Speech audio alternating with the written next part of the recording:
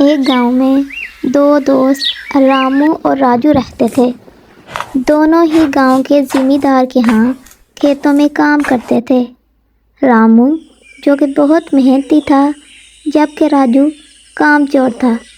وہ کسی نہ کسی بہانے ذمہ دار سے کام سے چھٹی لے لیتا، جس کی وجہ سے باقی سارا کام رامو کو کرنا پڑتا۔ رامو اس کے روز روز کے بہانے سے تنگ آ چکا تھا۔ کھیتوں سے کام ختم کرنے کے بعد راجو اپنے گھر پہنچا تو اپنی بیوی کو کھانا دینے کے لیے کہا، اور جو پیسے اس نے کمائے تھے وہ اپنی بیوی کو دے دیے۔ یہ لو بیگم، یہ آج کی کمائی ہے۔ ارے کیا؟ بس اتنے سے پیسے؟ اتنے پیسوں میں کیسے گزارا ہو سکتا ہے؟ اور آج کھانے کے لیے کچھ نہیں بنایا؟ میں نے تو یہ سوچا تھا کہ جب تم کام سے چھٹی کرو گے تو آتے ہوئے مرغی کا گوشت لے کر آؤ گے، لیکن تم تو خالی ہاتھ آ گئے ہو۔ مجھے نہیں پتا، آج تو مجھے مرغی ہی کھانی ہے۔ جاؤ، جہاں سے مرضی مرغی لے کر آؤ۔ یہ سن کر راجو تھوڑا سا پریشان ہوا اور پھر اپنے گھر سے مرغی لینے کے لیے نکل آیا۔ ہائے یار، کیا کروں؟ میری بیگم تو آج ضد کر بیٹھی ہے کہ وہ آج مرغی ہی کھائے گی۔ اب میرے پاس تو اتنے پیسے نہیں ہیں کہ میں مرغی کا گوشت خرید سکوں۔ کیوں نہ میں ایسا کروں کہ کسی کی مرغی چرا لیتا ہوں۔ ہمارے گاؤں میں بہت زیادہ مرغیاں ہیں، اس سے میری بیگم بھی خوش ہو جائے گی اور میرے پیسے بھی بچ جائیں گے۔ یہ کہتے ہوئے راجو اپنے گھر سے نکلا اور گاؤں کے کھیتوں کے پاس بہت زیادہ مرغیاں گھوم پھر رہی تھیں۔ راجو ان کو دیکھ کر بہت خوش ہوا اور ادھر ادھر دیکھا۔ مجھے جلدی سے مرغی چرا لینی چاہیے، ایسا نہ ہو کہ کوئی مجھے دیکھ لے، کیونکہ ابھی مجھے کوئی نہیں دیکھ رہا۔ یہ نہ ہو کہ کوئی آ جائے۔ یہ کہتے ہوئے راجو نے جلدی سے ایک مرغی کو پکڑ لیا اور وہاں سے دوڑ لگانی شروع کر دی اور سیدھا اپنے گھر آ گیا۔ جب راجو کی بیوی نے راجو کو مرغی لاتے ہوئے دیکھا تو وہ بہت خوش ہوئی اور پھر راجو سے پوچھا، ارے راجو، کیا ہو گیا ہے؟ تمہیں تمہاری سانس کیوں اتنی پھولی ہوئی ہے؟ اور یہ مرغی اتنی جلدی سے کہاں سے لے آئے ہو تم؟ بیگم، لانی کہاں سے ہے؟ یہ کھیتوں کے پاس دانا چگ رہی تھی تو میں اسے چرا لایا ہوں۔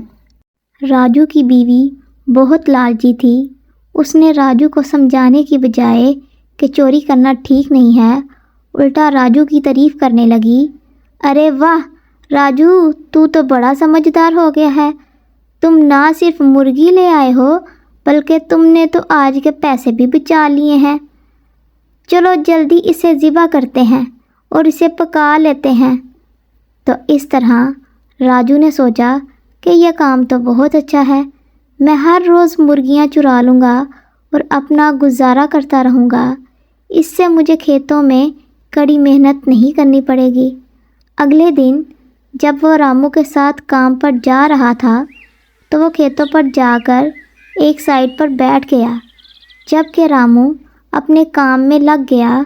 جب رامو نے راجو کو اس طرح بیٹھے ہوئے دیکھا تو راجو کو کہنے لگا، ارے کیا بات ہے راجو، آج کام کرنے کو دل نہیں کر رہا تمہارا؟ ارے نہیں بھائی، میں اس طرح کی محنت سے تھک گیا ہوں، اب میرا ذرا بھی دل نہیں کرتا کہ میں کھیتوں میں کام کروں۔ اچھا، اگر ایسی بات ہے تو تم چھوڑ کیوں نہیں دیتے یہ کام؟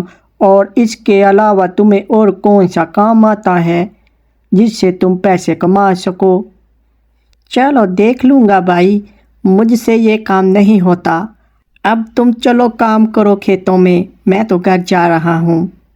اور راجو یہ کہتے ہوئے کھیتوں سے اپنے گھر کی طرف جا رہا ہوتا ہے اور راستے میں اسے کافی مرغیاں نظر آتی ہیں اور راجو دوبارہ ادھر ادھر دیکھتا ہے، اسے کوئی دیکھ تو نہیں رہا، اور وہ اس بار کافی مرغیاں پکڑ لیتا ہے اور اپنے گھر کی طرف دوڑ لگا دیتا ہے۔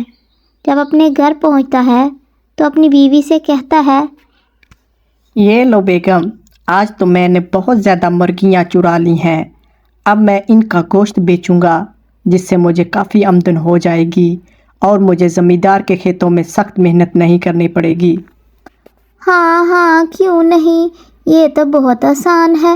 روز تم تھوڑی دیر کے لیے باہر نکلنا اور مرغیاں چوری کر کے لے آنا اور ان کا گوشت بیچ کر پیسے کمانا۔ اسی طرح روز روز راجو گاؤں والوں کی مرغیاں چراتا اور ان کا گوشت بیچتا۔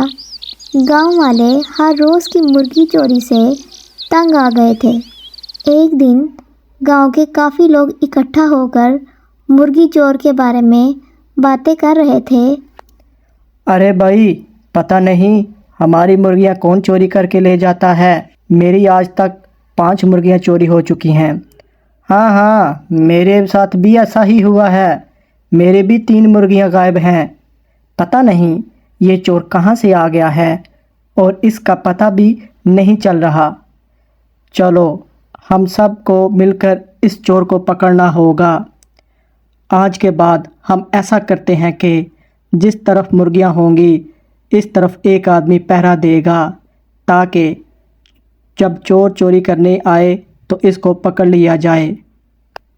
گاؤں کے سب لوگوں نے اس بات پر اتفاق کیا۔ اگلے دن جب راجو مرغی چوری کرنے کے لیے اپنے گھر سے نکلتا ہے تو وہ بہت ساری مرغیوں کو ایک ساتھ دیکھ کر بہت خوش ہوتا ہے۔ اوہو، آج تو بہت زیادہ مرغیاں ہیں، لگتا ہے آج میں کافی گوشت بیچوں گا۔ یہ کہتے ہوئے وہ مرغیوں کی طرف بڑھتا ہے۔ ابھی وہ ایک ہی مرغی کو پکڑتا ہے کہ مرغوں کی شور کی آواز سے مرغوں پر پہرا دینے والا آدمی شور مچا دیتا ہے۔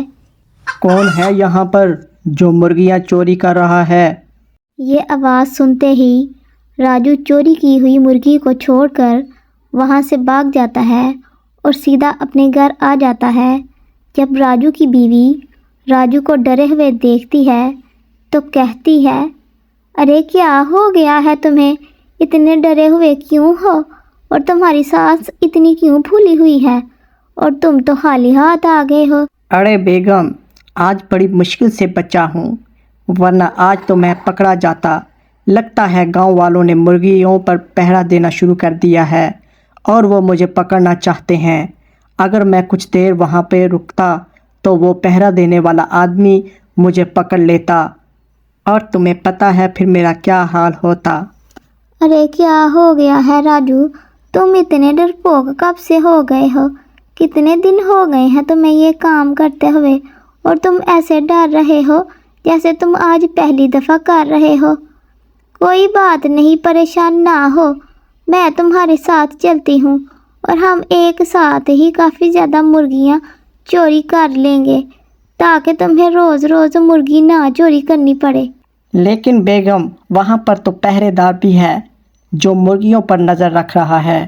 اگر اس نے ہم دونوں کو دیکھ لیا تو ہم دونوں پکڑے جائیں گے۔ نہیں، تم میرے ساتھ چلو تو صحیح، کسی کو پتہ نہیں چلے گا۔ اس طرح راجو اور اس کی بیوی دونوں مرغی چوری کرنے کے لیے نکل پڑتے ہیں اور دوسری طرف گاؤں والوں نے مل کر ایک اور منصوبہ بنایا ہوا تھا کہ اس بار ہم درخت کے اوپر بیٹھ کر پہرا دیں گے تاکہ چور کو دور سے ہی دیکھ سکیں، اور اس طرح جہاں پر مرغیاں دانہ چگ رہی ہوتی ہیں وہاں پر اونچے درخت پر پہرے دار بیٹھ جاتا ہے اور مرغیوں پر نظر رکھتا ہے۔ تھوڑی ہی دیر بعد راجو اور اس کی بیوی وہاں پر آ جاتے ہیں اور وہ ادھر ادھر دیکھ کر اندازہ لگاتے ہیں کہ کوئی انہیں دیکھ تو نہیں رہا۔ راجو لگتا ہے پہرے دار چلا گیا ہے، اسے لگتا ہے کہ اب تم ڈر گئے ہو اور دوبارہ مرغی چوری کرنے نہیں آؤ گے، اسی لیے دیکھو کوئی بھی نہیں ہے یہاں، چلو ہم جلدی سے دونوں مل کر یہ ساری مرغیاں چرا لیتے ہیں۔ یہ کہتے ہوئے راجو اور اس کی بیوی نے ابھی 2-3 مرغیاں ہی پکڑی تھیں کہ پہرے دار نے درخت سے چھلانگ لگا کر دونوں کو پکڑ لیا اور باقی گاؤں والوں کو بلا لیا۔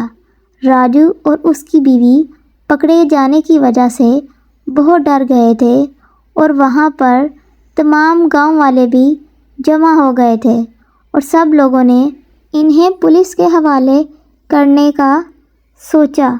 تو جب رامو کو راجو کے بارے میں پتہ چلا تو وہ وہاں پر آ گیا اور تمام گاؤں والوں کی منت کی۔ میرے بھائیوں، راجو میرا دوست ہے اور اس نے بہت ہی غلط کام کیا ہے۔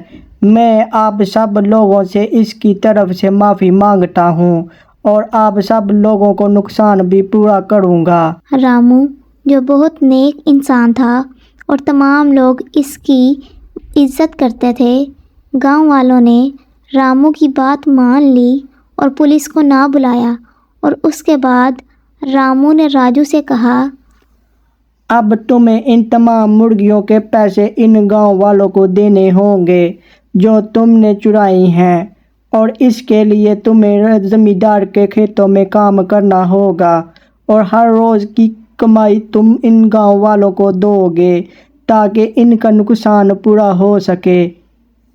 اس طرح روز رامو کھیتوں میں جا کر چارپائی پر بیٹھ جاتا اور راجو اور اس کی بیوی سے خوب محنت کرواتا، جس سے راجو اور اس کی بیوی کو ان کی حرکت کی سزا مل